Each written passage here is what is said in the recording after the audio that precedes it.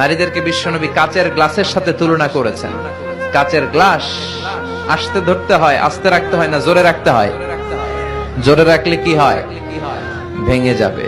স্ত্রীকে ভালোবাসবেন, স্ত্রীর সৌন্দর্যের প্রশংসা করবেন। এখানে এত আওয়াজ কিসের? সবাই মাইকম্যান হলে সমস্যা হবে, ওরে করতে দেন, তুমি ঠিক করে দাও সাউন্ডটা, কোনো আওয়াজ হবে না। Pin drop silent. আওয়াজ হলে আমি বক্তব্য করি না। পিন ড্রপ সাইলেন্ট, পিন পতন নীরবতা। নারীদের পেটটা খনি, গ্যাসের খনি, তেলের খনি, স্বর্ণের খনি, চিনেন? এরকম খনি।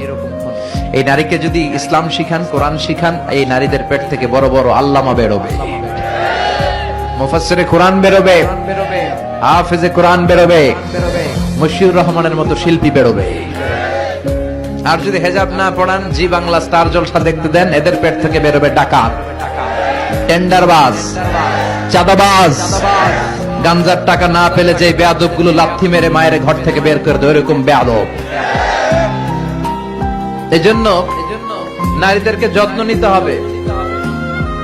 ঘরের শান্তি, ভালোবাসার মূল উৎস হচ্ছে হাজবেন্ড ওয়াইফের মধ্যে গুড রিলেশনশিপ। কিভাবে বাড়াবেন? টিপস কি? টিপস হচ্ছে আগে সালাম দিবেন। আজকে মাহফিল থেকে যেই কি করবেন? আগে সালাম দিবেন। পারবেন না? ইনশাআল্লাহর আওয়াজ কমে গেছে। আই কিল্লাই দিম, হেতেই না আরে দিব। আর সে তো আপনারা দিবে, আপনি কয়েকদিন দেন না, তারপরে লজ্জায় পড়ে তিনিও দিবেন।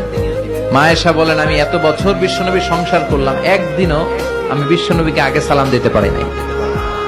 আমি প্ল্যান করে বসে থাকতাম আজকে আগে সালাম দিব, কিন্তু বিশ্বনবী দরজায় ঠুকার অনেক বাইরে থাকতেই পড়তেন, আসসালামু আলাইকুম ইয়া আহলাল বাইত, ঘরে যারা আছে সবার প্রতি আল্লাহর সালাম। এজন্য ভালোবাসা বাড়ানোর টিপস হচ্ছে সালাম দিবেন। কি দিবেন? একে অপরের প্রশংসা করবেন। আপনার স্ত্রী আপনার জন্য সাজুগুজু করে, লিপস্টিক দেয়, কিন্তু একদিন আপনি তারে বলেন না তুমি সুন্দরী।